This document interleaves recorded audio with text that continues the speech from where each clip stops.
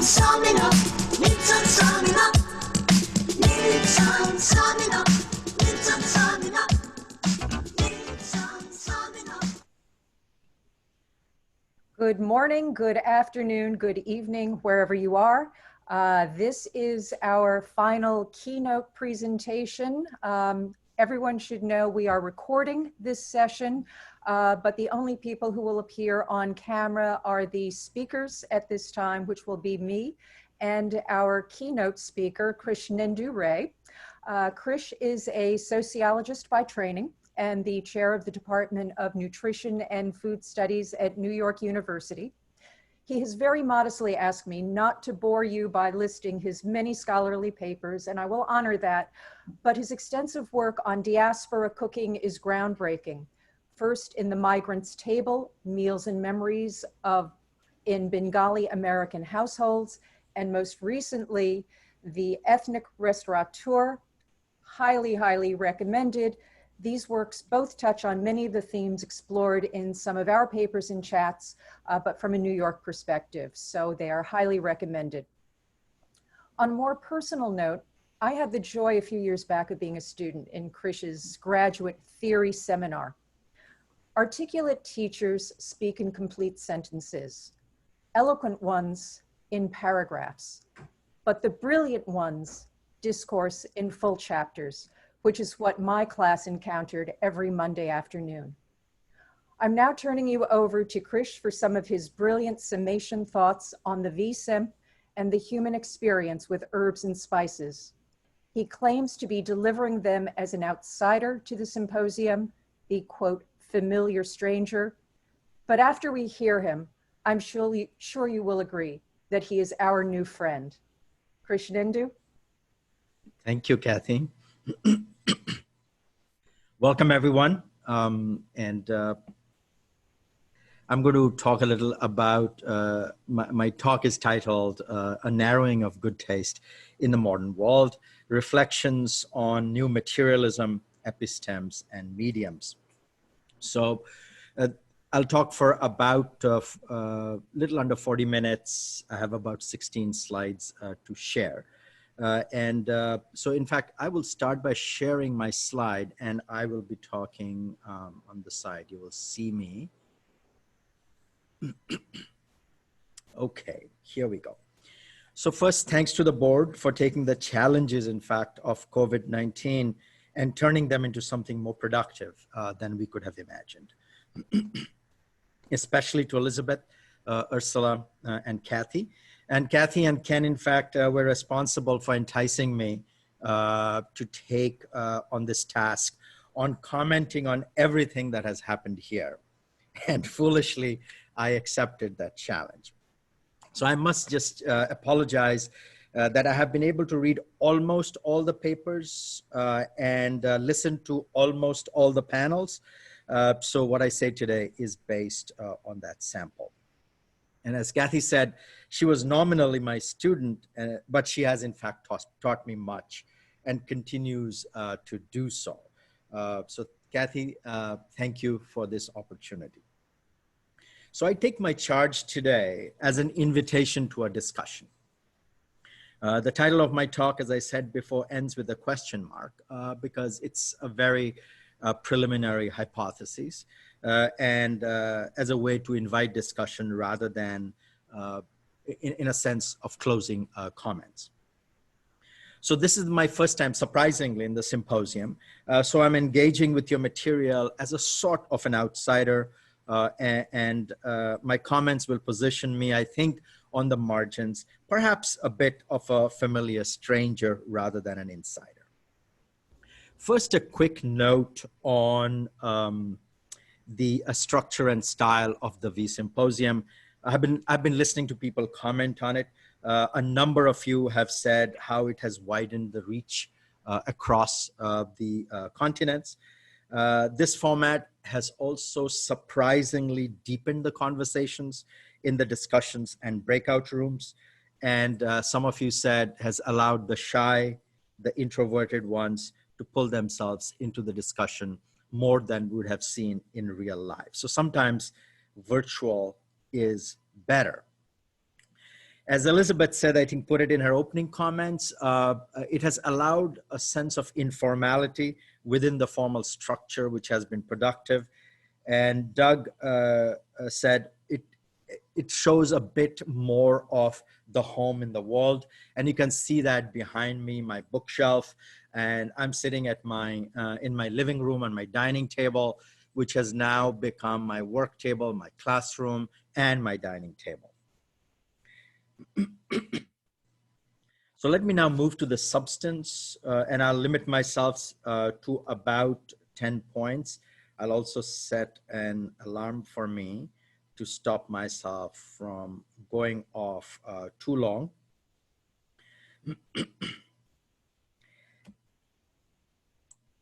So first is my epistemological insight that I gathered from all of your work persistent in the symposium.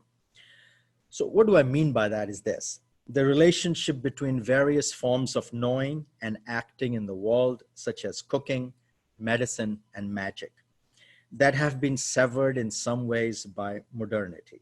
I saw some valiant attempts here to reverse the march of some people have called epistemicide. I come from the academy, and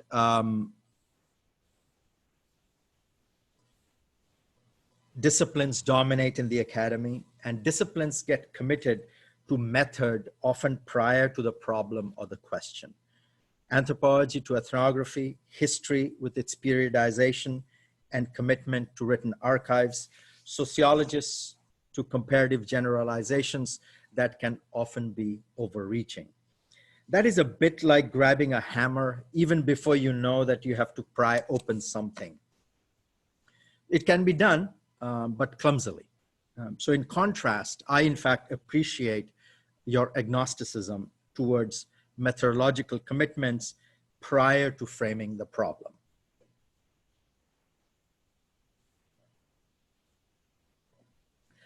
Sometimes it is worth feeling the weight of a hammer or a wrench or a can opener in your hand before you decide which one to use.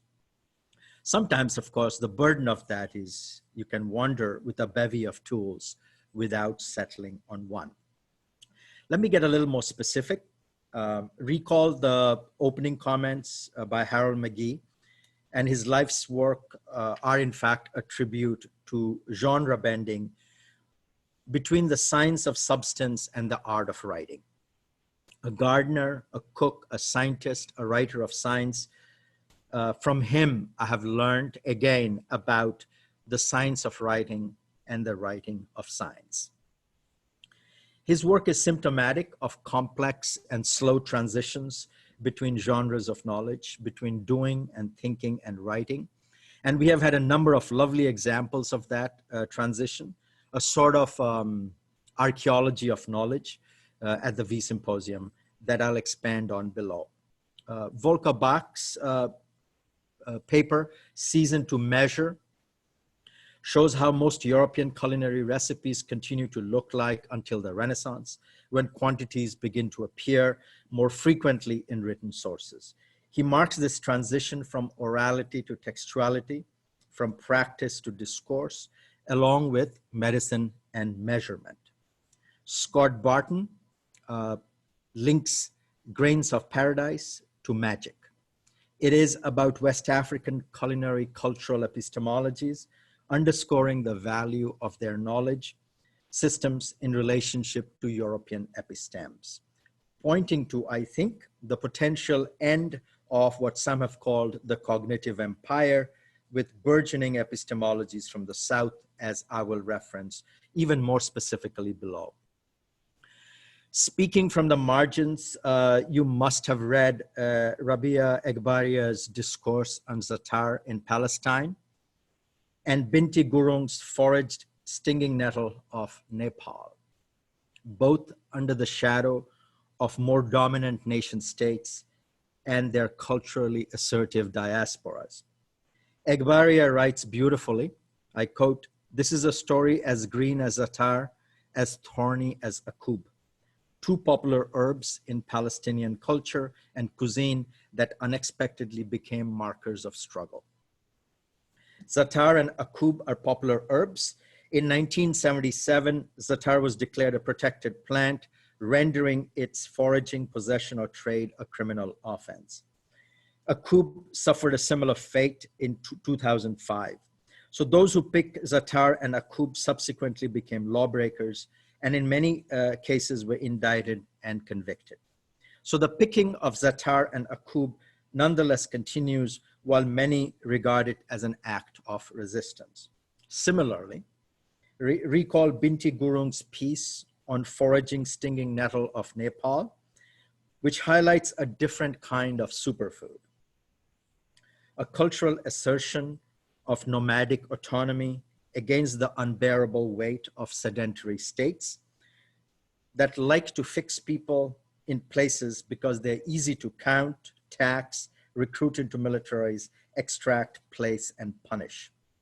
That is the point of oppression of mobile people and their food gathering ways, which is why there has been so many attempts to bound and contain them in so many places. If you take South Asia, in Binti Gurung's case, China, Middle East, Europe, and of course, North America.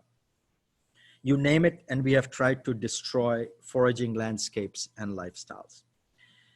On top of that, various forms of nationalisms, I think, are narrowing our thinking and our choice about what is good to eat.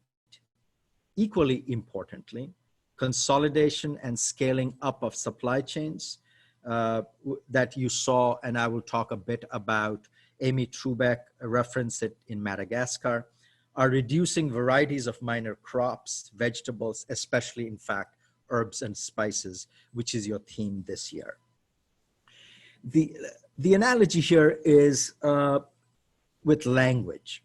So languages we know are dying, while the Anglosphere is devouring others and expanding, drawing in loan words, concept, and vocabularies from other vernacular languages. So in a sense, analogically, we are pulling in ingredients while killing cuisines with homogenization and consolidation of scale and profit. So it both is action at the level of the consumer, action at the level of the state, action at the level of the market. So that is one way to understand, I think, Doug Duda's paper, which is he classifies as the era of hyperspice, where, for instance, and in a number of places in the world, you would see that in the US, he references per capita consumption of spices went up from 1.2 pounds to almost 4 pounds in 2016. So, but I think that is because we are in a situation where we have more spices for us, less local spices and herbs for others. So here is a global flow from high spice areas to low spice areas with demographic change driven by race, ethnicity, and age. That is also where you will find Paul Friedman's paper, where he talks about the internationalization of British taste. And that is what we might find if we study, of course, one nation state at a time. Some parts of the world are getting spicier. Other parts are getting less so, especially in terms of local herbs and spices with greater dependence on markets and the profit motive compared especially to foraging. And in my own case, I can see we get a lot less, I know a lot less than my two grandmothers in terms of local herbs and foraging, in fact, skills of foraging. It is good to remind ourselves at this point also of the reverse flow of things like asafoetida from the Mediterranean to India in Sharmila Vaidyanathan's beautiful work, where it comes to replace silphium, which is used in South Asia to replace onion and garlic among Brahminic cuisines of Kashmir, Tamil Nadu, and Bengal. So my larger point here is there are sometimes good reasons to flout methodological nationalism. The picture looks different if you do not look at one nation at a time. So there's another kind of narrowing, as we find in Gerald Zhang Smith's work, where chili is reduced to heat and not flavor. He writes, it quickly superseded black pepper in everyday culinary importance around the world, but it did so as the spice of the poor and especially of the non-European ethnic other. It is, in fact, such a screaming hot spice to the uninitiated, and he argues that leads to this simplification. The simple-minded pursuit of heat and the fascination of men, especially young white men of the Anglosphere, with the Scoville score of exotic cuisines. I think this is partly linked to the question of medium of communication too, about excitement and sharing and oversharing about heat on social media as a clickbait. But on that note itself, as I was preparing these comments, I read Kelly Keane Sharp's piece, which titled, "I Got Hot Sauce in My Bag Swag," which corrected, in fact, my presumption by pointing to a Black Atlantic connection to hot sauce. Two additional aspects of the epistemic insight is illuminated in Michael Crondell's paper, very beautiful paper on 16th century botanicals. Excuse me, Krish. Yeah. Should we be advancing slides? Yes, of course. That's a brilliant insight. Let's see.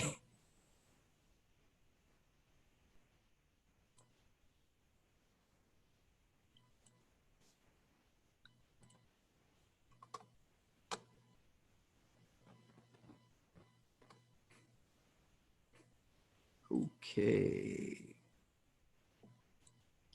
Move the slide. Let's see.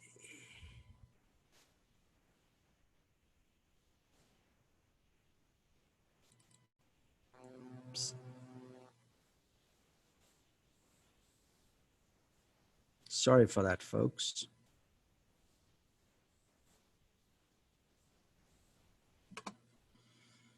Okay, how have I forgotten to do this now?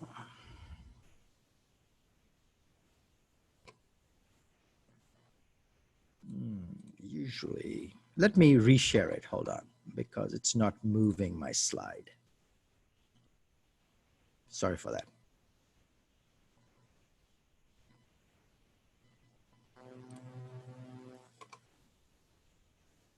Don't worry, Krish, because it's so reassuring that it's happening to you because it's happening to all of us. It's wonderful. Yeah, let's see. What am I not doing correctly here? You need your right cursor. Yes. So you said right click should do it. What did that? Okay. Yes. So these are the references. Good. Yes. That I was talking about. Sorry for that. Let me kind of go back to where I was, and then this is the second larger point. So the two, so Michael Crondell's paper, if you recall, is about botany and pharmacy, where often nebulous the distinction in the age that was trying to make sense in the world. Virtually every author of the botanicals was a physician and had studied medicine.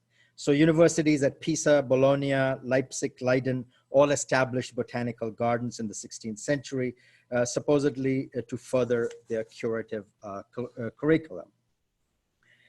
Second, he destabilizes the authority of primary sources. If you recall, he says it can be difficult to disentangle eyewitness accounts from hearsay. And he builds a footbridge between history and hearsay, and he shows how that line can be productively interrogated.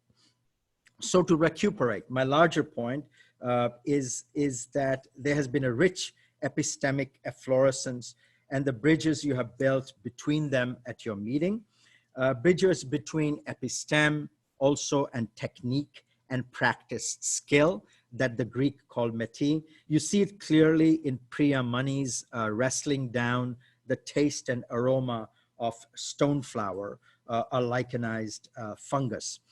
And analogous to Ken Albala was trying to do in his presentation, as I will talk about in a bit. So my second, so that was my kind of big, larger point. My second point, which is a lot shorter, and which is this one, is this kind of medium and message. We have a range of work on, in fact, at this symposium on the print revolution, on urbanism and free trade in books. In Volker Bach's paper, you see the text was becoming cheaper to print, hence a lot more written medical advice was available, which poses the interesting question about the relationship between substance and form and representation, especially in print or in social media. I wish there was a bit more on social media here. I think we need a little more attention to other mediums, as you have done with the printing revolution. Third, let's see if this works. Perfect. Sorry, folks, for this PowerPoint. So you have added extraordinary warmth, I think, and savor to reason, sensorially and visually rich and evocative presentations from vanilla to annatto.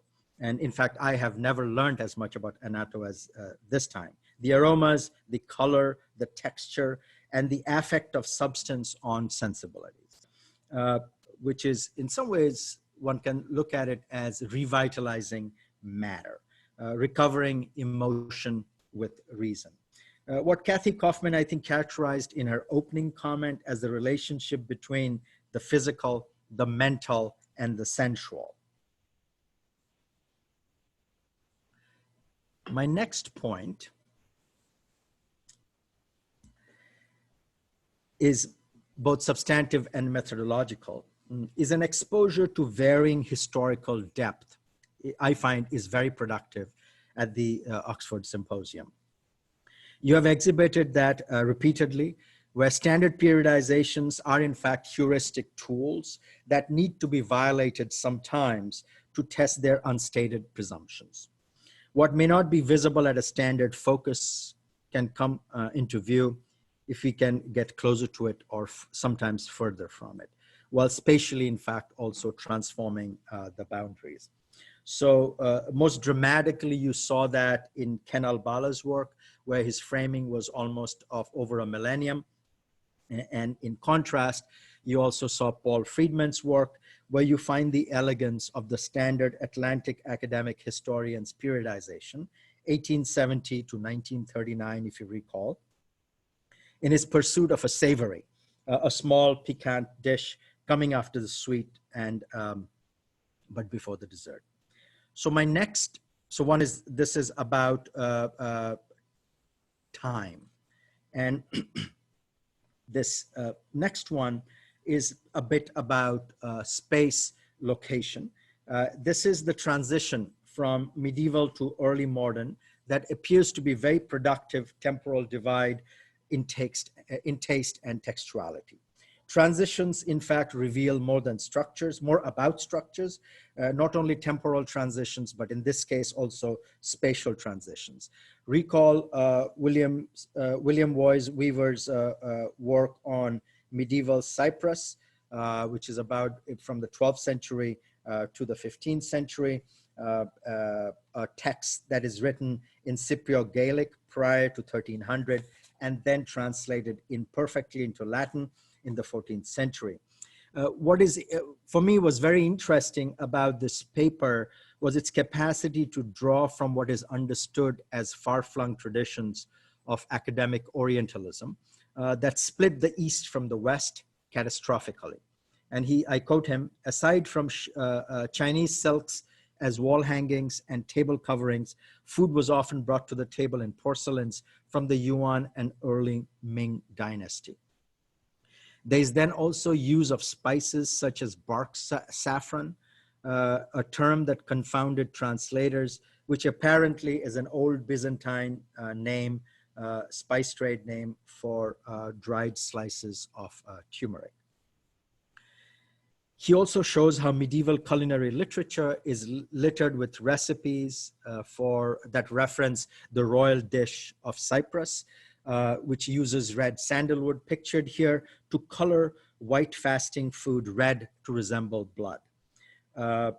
Perhaps more important than the head games it plays with the color, he writes, is the fact that the key feature that made this dish so remarkable to European observers was the texture. And he talks about mousse, unknown in medieval Europe, but classic in Byzantine court cuisine under the name afreton, or foam food.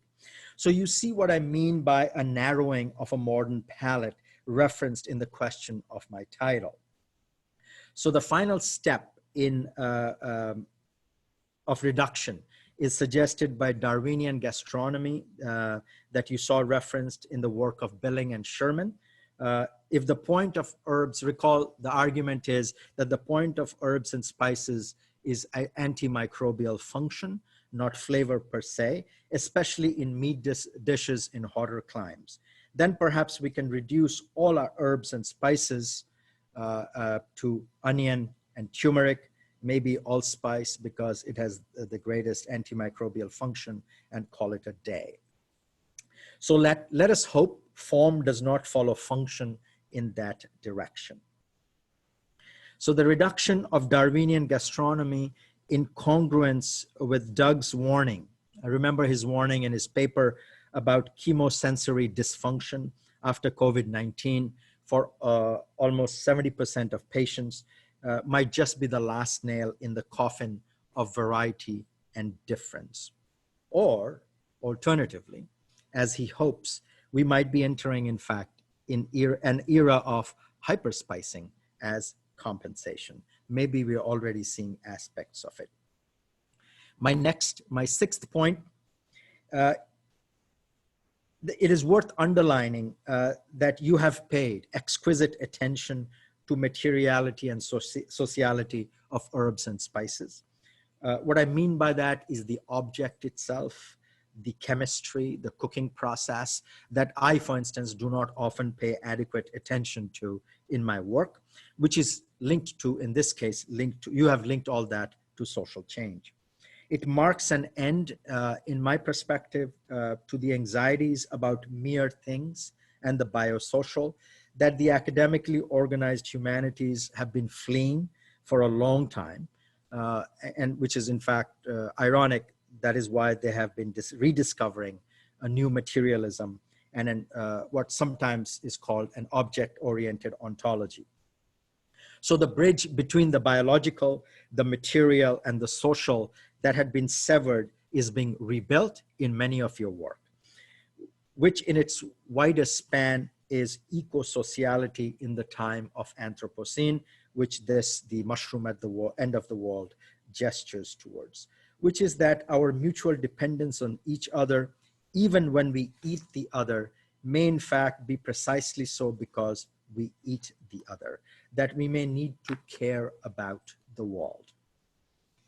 You saw reference in Amy Trubeck et al.'s work on the Malagasy pepper vine in the rainforest, where they talk about a cautionary tale about agriculture, plantation economies, shifting cultivation, hunting and gathering, and agroforestry, which is linked to my first point about speaking from the margins. We have seen this before with quinoa and amaranth, and this is beyond what Ian Hempel lists in his paper as perils of popularity. And Nina Bauer teaches about food frauds. And even more interestingly, with black pepper on the Malabar coast, in Crondell's hypothesis, which he builds on Katie Achaya's work about why Malabar residents took to chili peppers. My next point, I'm happy now it's working so seamlessly. I don't know why I couldn't make it work before. This, you recall Helmut Klug and Christian Steiner on a panel led by Rachel Loudon, posed the question about the uses of close reading versus distant reading, a concept they are borrowing from literature by Franco Moretti, and who uses big data sets, data visualization, network analysis to study literature. And in this case, Klug and Steiner, along with a number of others, are studying 60 recipe collections with 6,000 medieval German recipes and comparing it to French medieval cuisine. They exquisitely note, I quote, Our flavor profile is an abstraction of food sensorics. The aim is a visual characteristic of a food or foodstuff instead of a verbal description. The results are not derived, they write, from a tasting process, but calculated from the data in our database. So they produce, if you haven't read their paper, take a look at it. They produce gorgeous lists and data visualizations based on assumptions of what Charles Spence called computational gastronomy, which I think is a brilliant way to classify it. Here is the high water mark of objectivist aspiration to nail things down by chemistry, which you also see in Darwinian gastronomic functionalism. But Charles Spence himself was, of course, making an argument for psychology of livening up and variety against boredom rather than just antimicrobial function. For me, this objectivism is in fact as interesting as the intersubjective argumentation about why something tastes good or not so good. It is that second form of orality, that disputation, that socializes, of course, taste on the tongue. So let us move then to the opposite method of pursuing description and changes in taste, which is the subjectivist dispensation. And here is Ken Albala's exemplary work of herb usage, which is a lovely illustration of that method. The temporal frame here is very long-term, as I said before, over a millennium. First, it shows, I think, how now is not the only historical moment of fads and fashion cycles. And in doing so, Ken deepens the historicization of cultures of consumption, culinary techniques, including food coloring, and everyday technologies of caregiving and caretaking.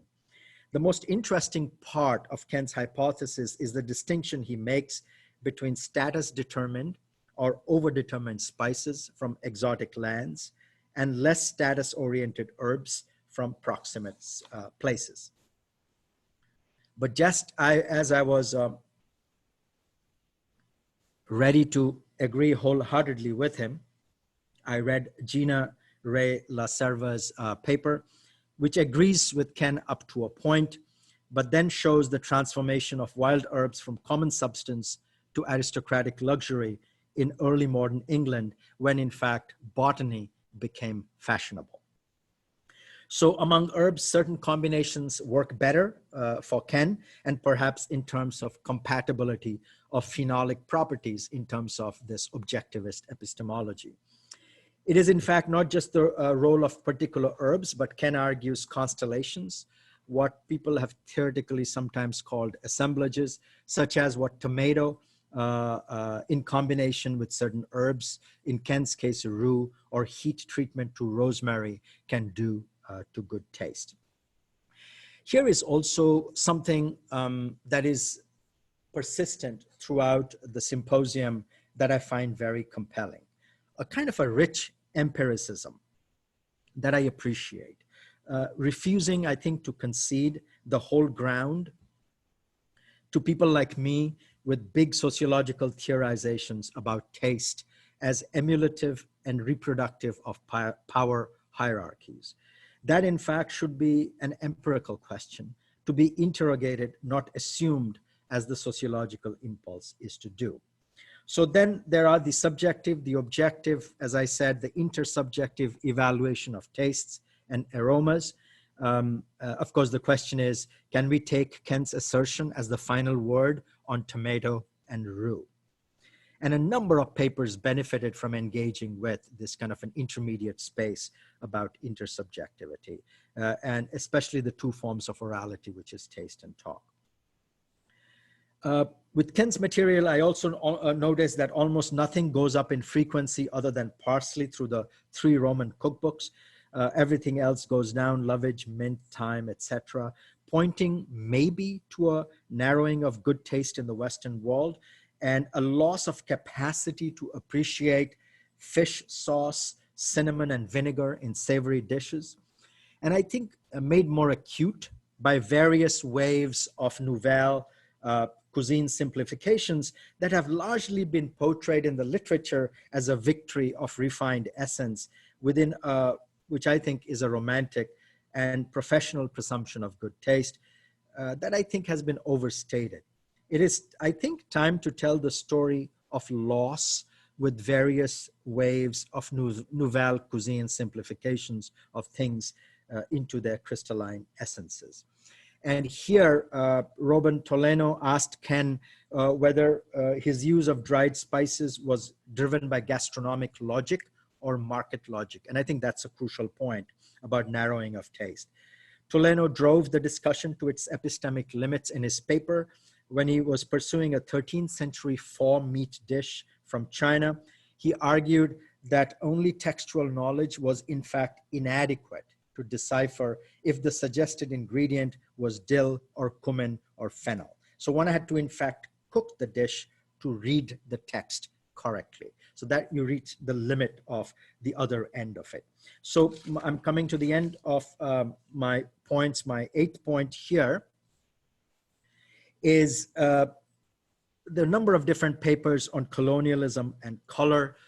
It is close to my heart. I'm not going to talk too much about it because I'll have a tendency to go on and on about it.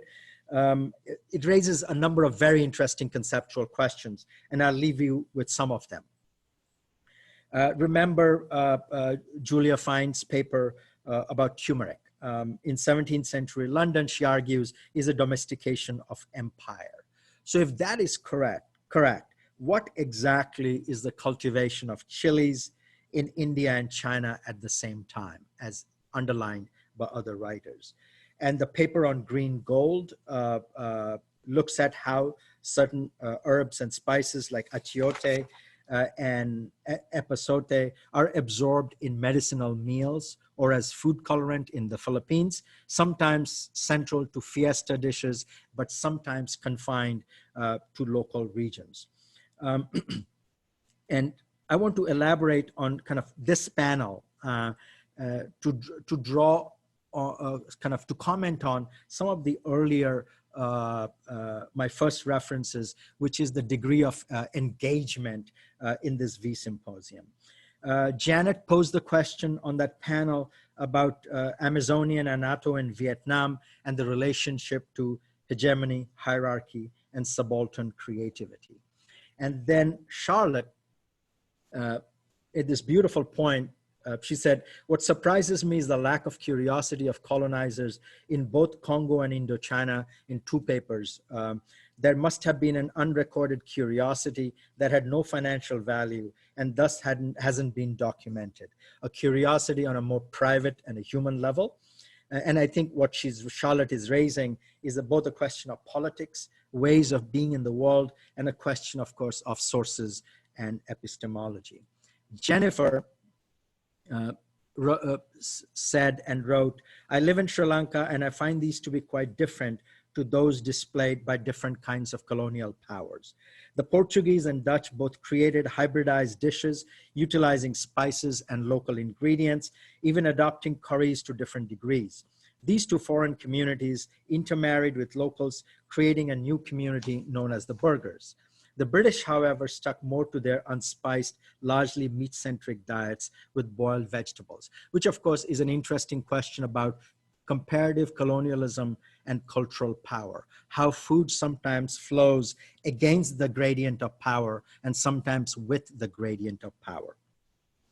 Marsha, I think this is one of the last comments on that panel that I'm going to reference, noted that muambe, a dish that was talked about, poulet muambe, as a word was brought to Brazil by Africans. Muambe in Portuguese is a word that means objects of smuggling. And your dish is a wonderful example of something probably unofficial. Heart of palm, piri-piri, and other items arrived in Congo way before the Belgians in an Atlantic interchange that only strengthens the presentation. So I think the best thing in the symposium happens at this level of engagement. And what I really like about the Oxford Symposium is the obverse of academic approaches to first, in fact, tear down. Here, everyone compliments a paper, sometimes even when it's mediocre, that is okay. we can do a bit more with politeness, that generosity of will in the academic world. And here the visual material gestures towards Aiko Tanaka's beautiful paper on wild yuzu in Japan.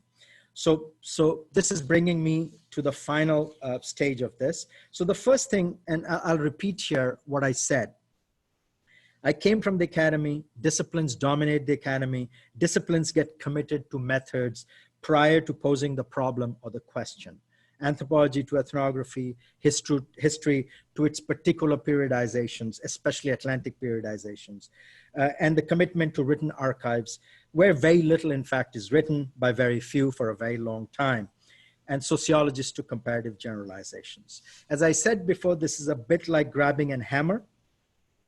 Even before you know that you have to pry open something or to chop something down, okay? Can be done, but clumsily. So I, in fact, deeply appreciate, and what I find exclusive almost to the Oxford Symposium is that agnosticism towards method, the toolkit, towards periodization. So things that are taken for granted in the disciplines are very productively disrupted at the Oxford Symposium. Yet, of course, in the absence of disciplinary argumentation, work sometimes tends to be encyclopedic. The challenge, in fact, is to find a hook to hang things on. That aspiration sometimes to be encyclopedic stretches the potential, the author's potential to breaking point. So let me end with a couple of anecdotes. I learned a lot from anecdotes.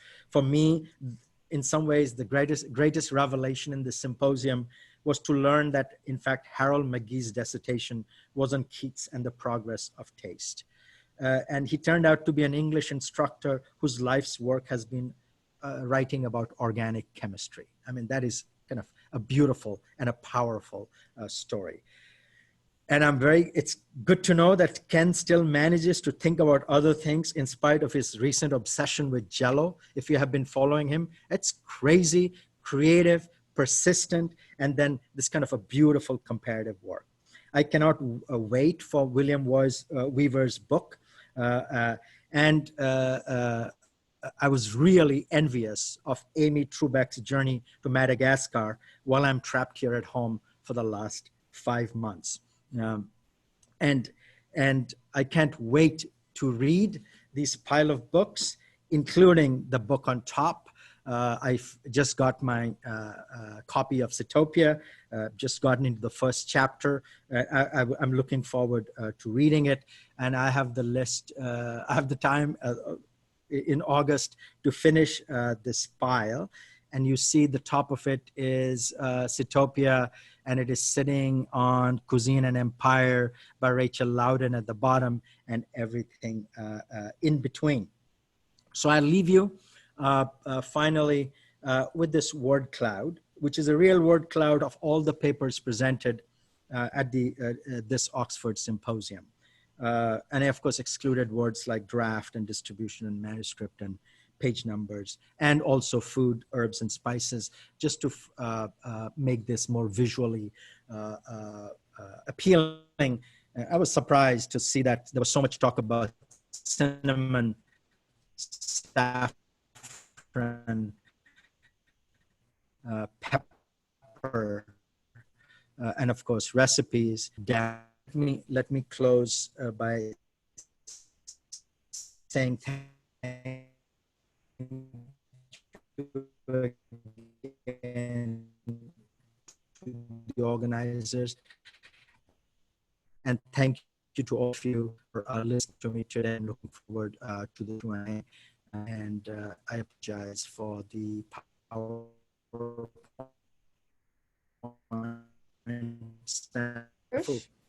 It seems that your internet is a little bit unstable right now, but I first want to thank you for that brilliant, insightful, and very, very thorough discussion of so many of the papers that were presented. I also have a couple of questions that have been posted in the chat and a few of my own. And I'm going to take the privilege of being the host here to ask you to think a little bit. You've spoken quite a bit about the bevy of tools and methodological differences that we are unfettered here in the symposium, by and large, by some of the disciplinary requirements of the academy. But I wonder, in looking at some of the things that have emerged in the past, say, 30 years or so in the academy, things, interdisciplinary areas that often end in studies, food studies, urban studies, where we don't yet have a straitjacket of methodology. Is the academy changing to be more like some of the freedom we have here now? Brilliant, brilliant question. I think, but the more time I spent in the academy, I was a lot more optimistic when I was at the Culinary Institute, because then it looked like the whole world was open, the potential was open. But the academy is a very conservative institution, though half the people in there think they're revolutionaries. And very slow moving, very status conscious, very prestige conscious. It looks a lot more like India with caste to me. Hence, it's you're correct. Interdisciplinarity has been emerging for a while, but I think it still lacks the prestige of the disciplines and resources and funding and inviting collaborative work. We are trying to do that slowly, hesitatingly, but still difficult to convince deans, associate deans, vice deans, and our colleagues in the disciplines to provide resources to these interdisciplinary spaces. So I would say, yes, happening, very slow rate of change. Hope it was a little faster. But I also, by the way, think these ecologies of knowledge are very productive. It is good to have academic disciplines. It is good to have interdisciplinary spaces. It is good to have the Oxford Symposium doing slightly different things. And I have one other that I would like to pose to you before I turn it over to some of the questions from the audience. And that is to actually push back a little bit on the concept of the narrowing of the palette in the Western world. And many of the phenomenon you mentioned are absolutely true. Market economies, consolidations, certainly the eradication of foraging in so many places, although that's hardly limited to the West. It is happening throughout the world, and unfortunately in places where it is most important to subsistence. But are we looking at these from kind of cultural, nationalistic perspectives? There may be another end of the telescope to look through, which is what I am trying to say. The question is, who can eat what, how much, and when? And if we look through historical periods, I would suggest that while certainly not universal and certainly for the prosperous West, there may be an expanding of the palette, and there may also be an expanding of the palette in other places as we have invention and development to help feed mass populations.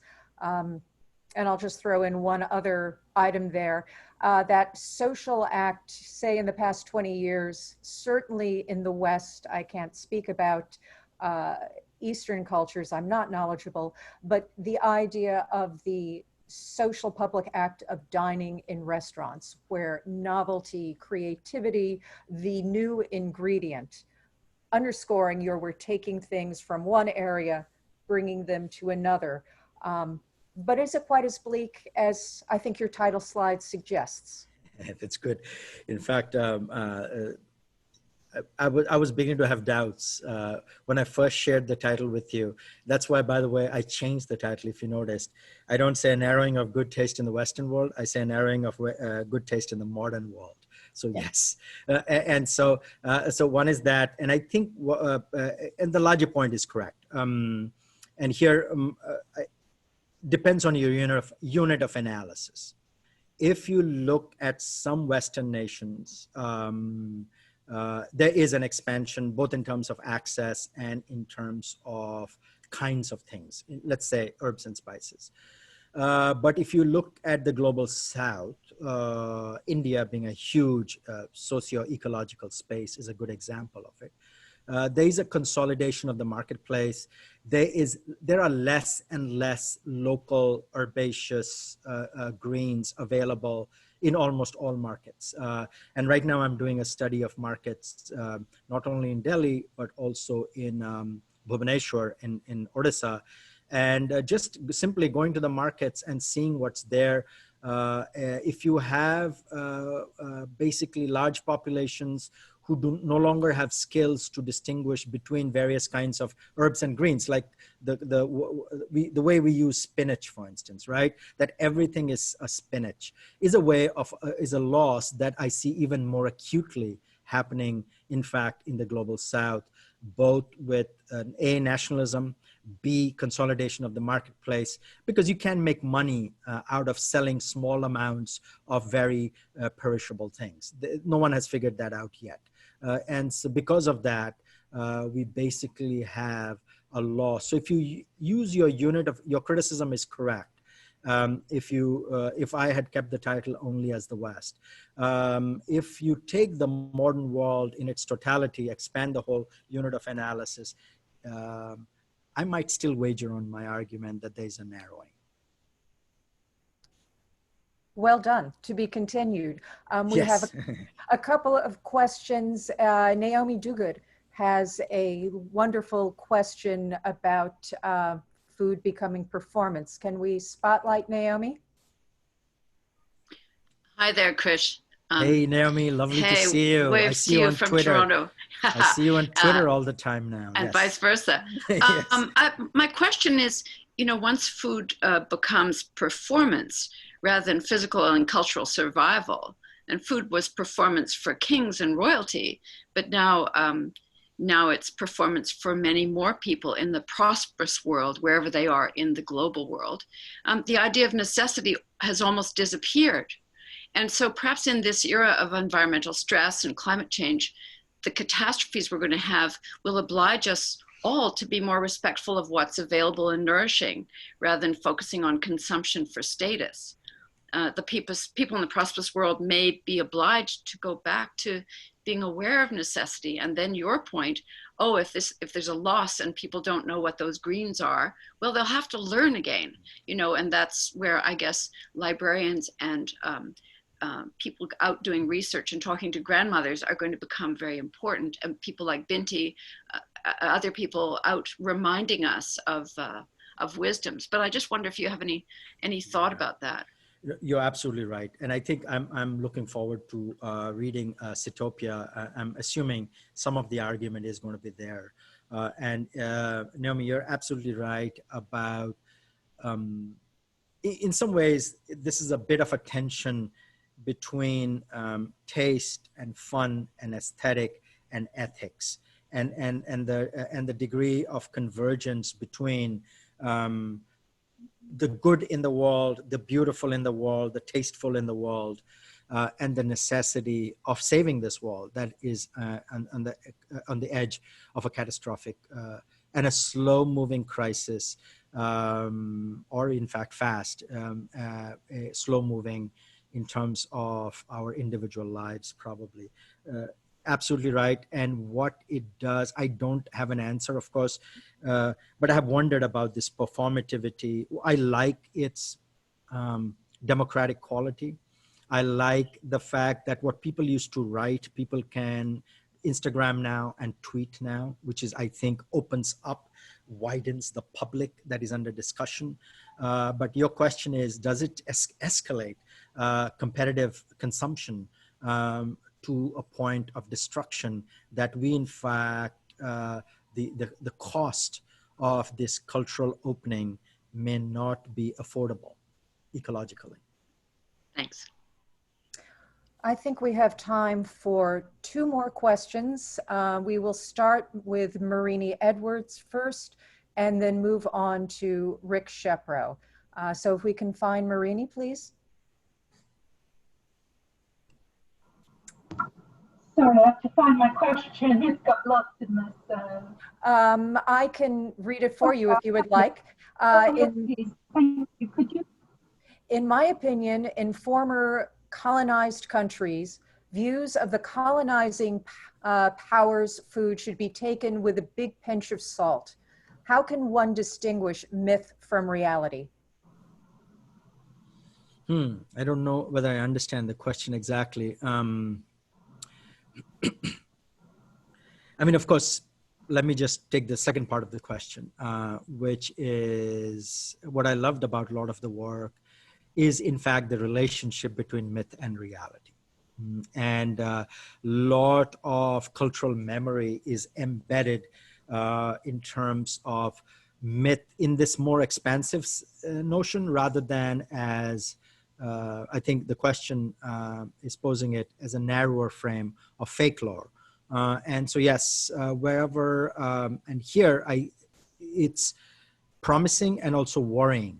It's worrying that, in fact, a lot of the mythology about food is being now driven by questions of nationalism and identity that is making it very difficult, in fact, to account for the margins, which I loved about so many presentations at Oxford, that you could recount the margins in spite of the broader tendency to beat down. And I'm an Indian citizen who lives in the US, and these two democracies are under tremendous pressure from the very people who want to create a straitjacket that what an Indian eats is presumably going to be only vegetarian, and what it does to include and exclude people. Similarly, in the US, it's in a different stage, but a similar conversation about, in fact, for the first time in a while, we are beginning to see the role of disgust in thinking about people. And food plays a crucial role in generating disgust. So I take this question to mean that there's a productive line between myth and reality that can be interrogated, is being interrogated in papers at the Oxford Symposium. There's also the dangerous weight of mythologizing dominant, loud, verbose patterns as the standard of any nation, any group of people. Excellent. And the privilege of the last question is going to go to Rick Shepro. If we can find Rick, please.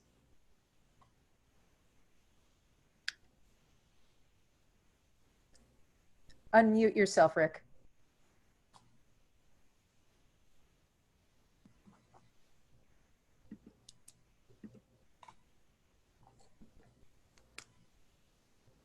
Can we get there?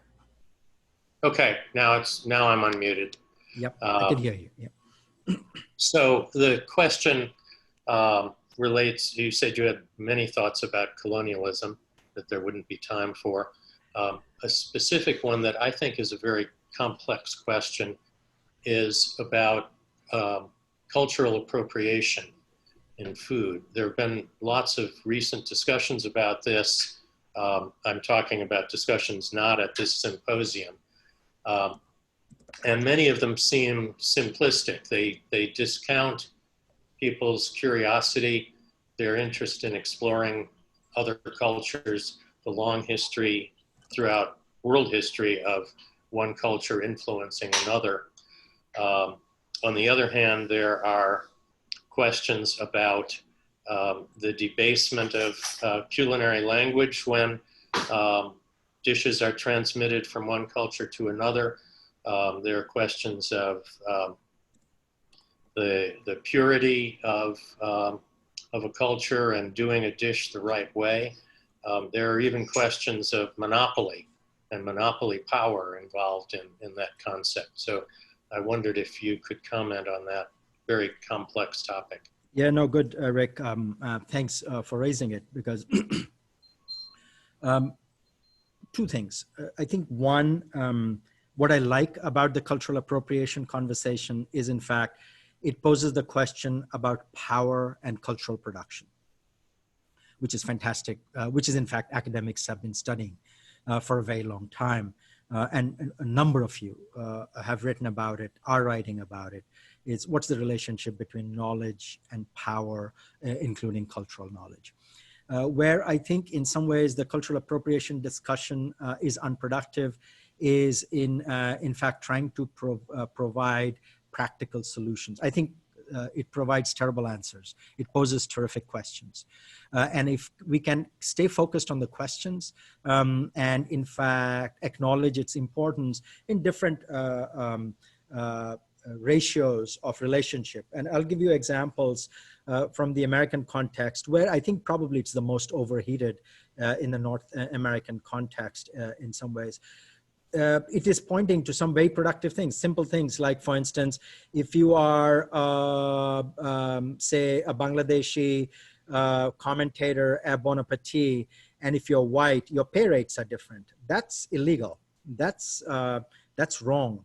And that is part of this question of power, knowledge, benefits, and who makes a living out of these things. So one is that part of it. But on the other side, does it mean that we just all stop cooking each other's food? I won't even know what exactly is my food and what exactly is not my food. For instance, what is Indian food? I don't know 99.99% of Indian food, having spent half my life in India. And I don't know the same amount in terms of American food. So to nail down an answer is the tough one. And I think I'll leave you with one thing which I use in my mind to think about these questions. Is this relationship between intimacy and integrity. It's a bit like being curious about another, like in a relationship. You want to be open to the other, but you also don't want to swamp the other, even with your love and even with your caring, and even with your taking possession of another's, what is another's. And so for me, it is this balance between openness, open-mindedness towards intimacy with another's culture that I'm totally unfamiliar with. How does one cultivate that? And of course, avoid the pitfalls of clearly unequal pay rates and stuff like that.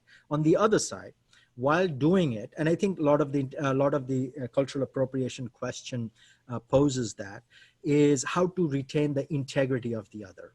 And the question specifically in the US, I'm most familiar with it, often emerges in the life and experience of second generation immigrants, the children of immigrants.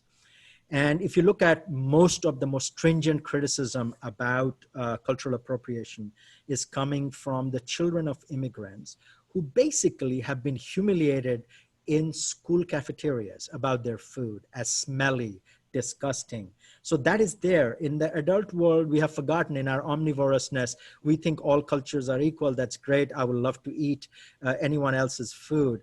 But children are traumatized by this disgust and disdain they face in the school cafeteria. And then they say, okay, so now it's all very cool. What happened to the disgust from my school cafeteria to the great love of everything foreign and exotic now? I think the criticism is hitting on some of those experiences, and which are real, which are legitimate. And I'll give you an answer to it, which I think is positive. If you have noticed, many of these people now are restaurant critics of the major American newspapers. That is unprecedented. Tejal Rao, okay, Soliho, Patricia Escarcega, which is a beautiful thing, which is, I think, the relationship, my first point I was making. Why were all our restaurant critics often white, most of the times male? The fact that you have these people now move into restaurant criticism and have a byline, it, I think, has made the discussion more quarrelsome, but more productive, the food more interesting, which is linked to Kathy's first question. Is food becoming less interesting? This, if my unit of analysis is North America and my unit of analysis is the United States, if my unit of analysis are the major newspaper restaurant critics, food is a lot more interesting since 2019. Of course, all this has happened in 2019. We will see what happens after 2020. Krish, thank you so much for such a stimulating discussion. We could go on for hours talking about these issues, but I would hope that David could unmute everyone so we could give a round of applause and appreciation. I still see little red muted arrows, but this is from me. And we are Thank you very much going for the answer. back to David. We're going to have some music, take a short break so people can refresh their beverages and come back for 2023 topic debate and discussion, an exercise in chaotic democracy, if we still have it. Hi all. Yeah, you don't have to leave the room, but we are going to give you, I'm just going to put the screen up here to show you what's going to be happening next with the topic discussion. But we did want to give you some time just to get a bit of a comfort break. That was so fascinating. I still feel glued to the screen, but it is important to make sure that we get some, you know, have some water and what have you. So look forward to seeing you in about 4 minutes and 4 seconds.